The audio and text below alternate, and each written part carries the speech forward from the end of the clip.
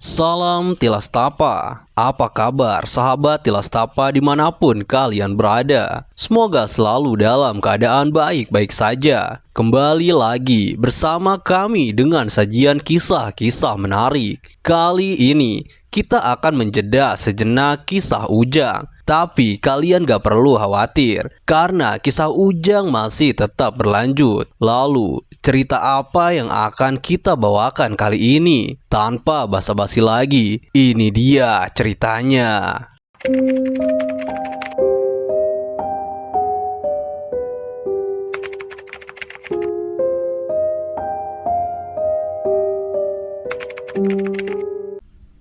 Pada tanggal 6 Maret 1981, Pengadilan Distrik Lübeck di Jerman Barat dikejutkan oleh suara tembakan yang mengarah pada seorang terdakwa kasus pelecehan saat persidangan sedang berlangsung.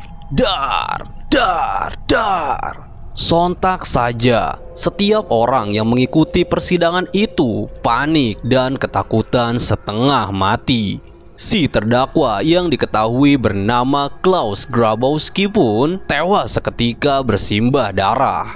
Suasana begitu mencekam. Beberapa lelaki mencoba menahan seorang perempuan dengan pistol di tangan kanannya. Sorot matanya begitu tajam, memandang target tembakannya yang sedang meregang nyawa. Ada sekitar 7 peluru yang bersarang di punggung Grabowski. Tak ada sedikit pun raut penyesalan atau ketakutan di wajah perempuan itu. Ia justru terlihat puas melihat Grabowski meregang nyawa dalam persidangan itu. Sosok perempuan itu bernama Marian Bachmeier. Apa yang sebenarnya terjadi? Kenapa perempuan itu berani bertindak nekat di tengah persidangan?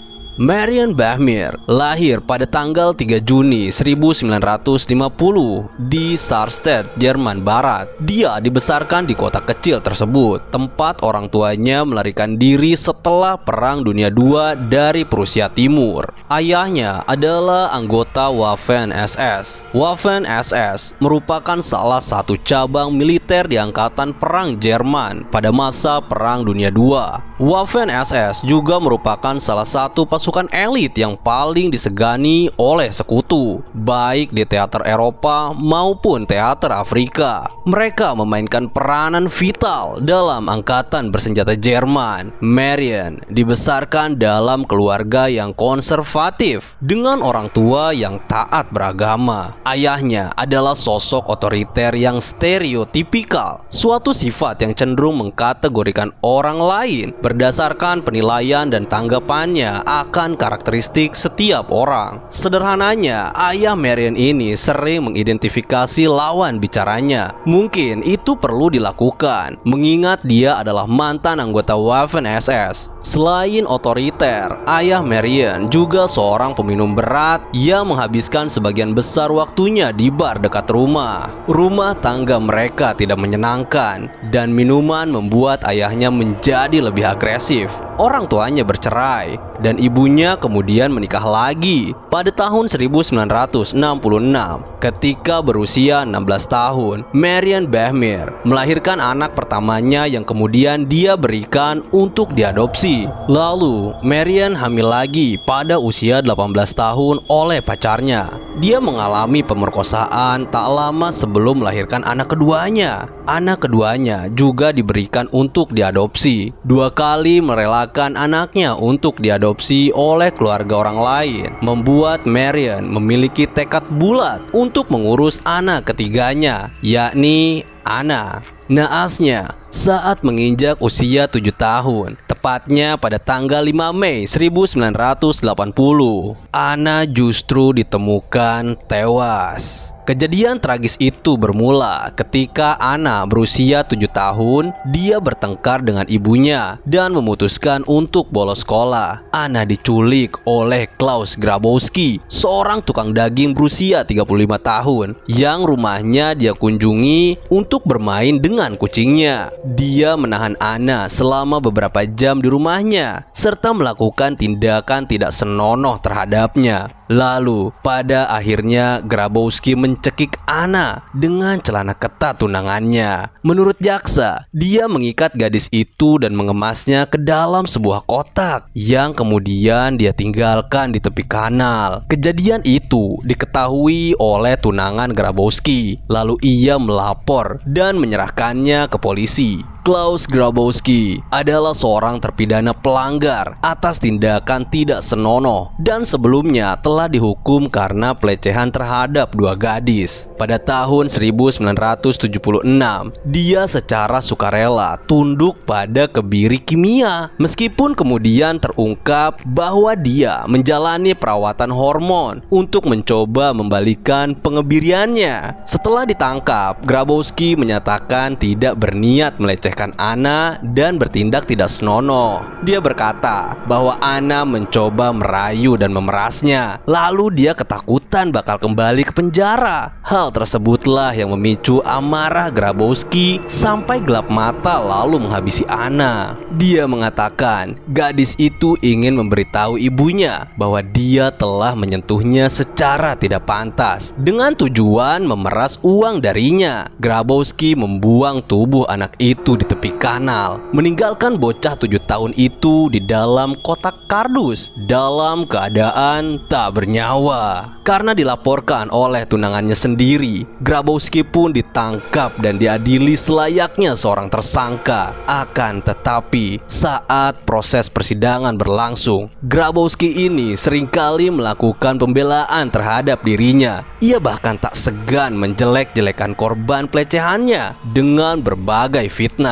Marion Bachmeier yang tak lain adalah ibu si korban tentu saja merasa geram pada keterangan yang diberikan Grabowski selama persidangan berjalan. Hingga pada akhirnya di tanggal 6 Maret 1981, tepatnya di hari ketiga persidangan, Marion Bachmeier menyelundupkan Beretta 70, sebuah seri pistol semi otomatis, ke ruangan sidang pengadilan distrik Lübeck. Ia berjalan dengan sangat tenang. Pistol yang ia bawa disimpan dengan hati-hati di kantong jaketnya. Ketika mendapatkan posisi yang tepat tanpa ragu, Marion Bachmeier pun mengeluarkan pistol dan melesatkan peluru panas dari belakang Grabowski. Dia mengarahkan pistol ke punggung Grabowski dan menarik pelatuknya 8 kali. 7 tembakan mengenainya dan lelaki berusia 35 tahun itu tewas seketika. Ini mungkin kasus keadilan main hakim sendiri yang paling ngeri di Jerman Barat. Hal itu memicu liputan media yang luas dan kru televisi dari seluruh dunia berbondong-bondong pergi ke Lübeck untuk melaporkan kasus tersebut. Pada 2 November 1982, Marion Bachmeier awalnya didakwa di pengadilan atas kasus pembunuhan. Namun, jaksa membatalkan dakwaan pembunuhannya. Setelah negosiasi selama 28 hari, Dewan menyetujui putusan tersebut. 4 bulan setelah pembukaan persidangan, Marion Bachmeier dinyatakan bersalah pada tanggal 2 Maret 1983 oleh Kamar Pengadilan Sirkuit dari Pengadilan Distrik Lübeck atas kejadian mengerikan itu. Ia dijatuhi hukuman 6 tahun penjara karena kepemilikan senjata api yang tidak sah. Tetapi kemudian Marion dibebaskan setelah menjalani hukuman 3 tahun. Marion Bachmeier menikah pada tahun 1985 dan pada tahun 1988 ia pindah ke Lagos, Nigeria dengan suaminya yang merupakan seorang guru. Mereka tinggal di kamp Jerman, tempat suaminya mengajar di sekolah Jerman. Akan tetapi, rupanya usia pernikahan mereka tidak terlalu lama. Marion bercerai dengan suaminya pada tahun 1990. Lalu ia pindah ke Sisilia. Beberapa saat tinggal di sana, kemudian tiba-tiba Marion menderita kanker. Lalu kemudian kembali ke Jerman. Pada 17 September 1996, dia meninggal di usia 46 tahun karena kanker pankreas. Sebelum kematiannya, dia sempat meminta reporter NDR, Lukas Maria Bohmer, untuk menemaninya dan memfilmkan tahap terakhir hidupnya. Dia dimakamkan di kuburan yang sama dengan putrinya, Anna, yakni di kuburan Lübeck. Ada beberapa fakta menarik yang terungkap pasca kejadian mengerikan itu. Pertama, Marian bukanlah seorang aktris atau penyanyi, melainkan seorang ibu dari Anna yang menjadi korban pembunuhan. Kabar kematian ini mengguncang Marian yang merupakan seorang single parent. Kehidupan wanita itu sudah penuh perjuangan. Sebelum tragedi ini terjadi, Marian lalu menembak mati pelaku di ruang sidang. Ia mengaku tak pernah menyesal atas aksinya. Kedua, Marian adalah seorang pekerja bar.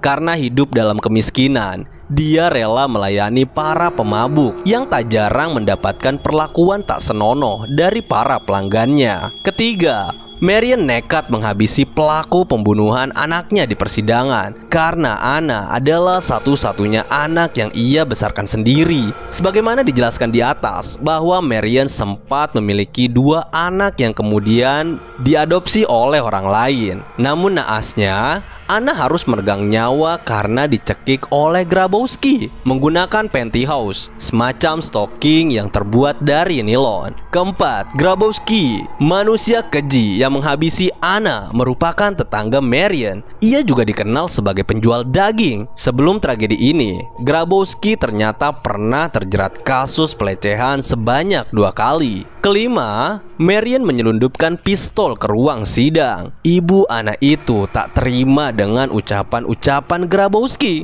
yang terus menebar fitnah pada sang anak. Marian lantas menghabisi Grabowski menggunakan pistol yang diselundupkannya dan berhasil menyerangkan 7 peluru di badan Grabowski. Keenam, meski tindakan yang dilakukan Marian tak bisa dibenarkan, namun nyatanya ia menuai banyak simpati dari masyarakat atas aksi yang ia lakukan. Hal itu dinilai sebagai bukti nyata kasih sayang seorang ibu yang rela melakukan apa saja demi buah hatinya. Ketujuh, pasca aksi brutalnya, akhirnya pada tahun 1983, Marian divonis hukuman penjara selama 6 tahun. Pengadilan menyebut aksi yang dilakukan Marian termasuk ke dalam pembunuhan berencana. Namun dalam perjalanannya, Marian tidak dihukum 6 tahun. Ia mendapatkan kebebasan bersyarat pada 1985.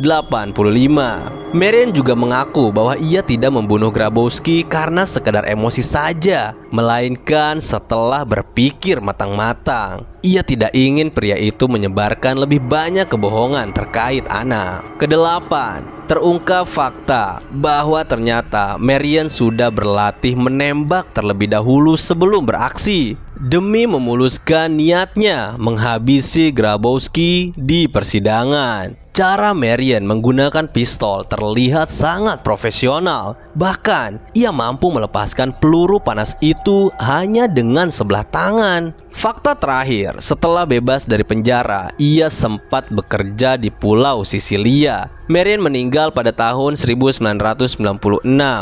Ia juga sempat mengundang pembuat dokumenter untuk merekam pekan-pekan terakhirnya. Kasus terdakwa tewas di ruang sidang juga pernah terjadi di Utah, Amerika Serikat tahun 2014. Kala itu, seorang terdakwa tewas ditembak di ruang persidangan di gedung pengadilan Federal Salt Lake City. Sheila Angelo, terdakwa kasus perampokan, menghembuskan nafas terakhir di rumah sakit setelah terkena tembakan yang dilepaskan aparat keamanan, seperti dimuat BBC. Selasa 22 April 2014, Sheila ditembak lantaran menyerang seorang saksi saat memberikan keterangan di pengadilan. Terdakwa berusia 25 tahun itu menghampiri saksi dan mengancamnya menggunakan pulpen tajam. Kemudian petugas pun menembaknya. Aksinya sangat agresif dan mengancam, ujar juru bicara Biro Investigasi Amerika Serikat, Mark Dreesen. Pagi itu, Dia menghampiri saksi yang tengah berdiri dan mengancamnya. Kemudian ia ditembak petugas. Imbuh dia. Saksi mata insiden penembakan bernama Sarah Jacobson yang hadir bersama ibunya, Perry Cardwell, menuturkan dia mendengar ada sekitar 7 kali letusan senjata api di ruang sidang. Kejadian tersebut sangat mengejutkan para pengunjung sidang. Kejadian ini sangat mengejutkan, cukup membuat trauma, ujar Sarah. Para hadirin sidang dan majelis hakim pun mengamankan diri saat kejadian. Ketika itu, Ketua Majelis Hakim Distrik AS, Tena Campbell, langsung memutuskan untuk menghentikan sidang. Sementara pengacara Angelo langsung bergegas meninggalkan ruang persidangan dan menolak memberikan komentar. Angelo merupakan salah satu dari 17 anggota geng kejahatan di Amerika Serikat. Ia dan rekannya dinyatakan bertanggung jawab atas 2010 kasus kriminal, termasuk perampokan, penyerangan atau tindak kekerasan, konspirasi, dan pelanggaran kepemilikan senjata. Begitulah kisah terdakwa yang meregang nyawa di persidangan. Kejadian yang menimpa Marion Bahmir memang begitu menyakitkan. Apalagi Anna adalah anak satu-satunya yang dibesarkan oleh Marion. Namun, terlepas dari apapun alasan Marion menghabisi sang pelaku di persidangan, kita harus sepakat bahwa dari kacamata apapun, main hakim sendiri adalah perbuatan yang tak bisa dibenarkan. Pepatah mengatakan, di mana bumi dipijak, disitulah langit dijunjung. Semoga kita semua selalu dilindungi oleh Tuhan Yang Maha Kuasa. Terima kasih sudah menonton video ini. Salam Tilas Tapa.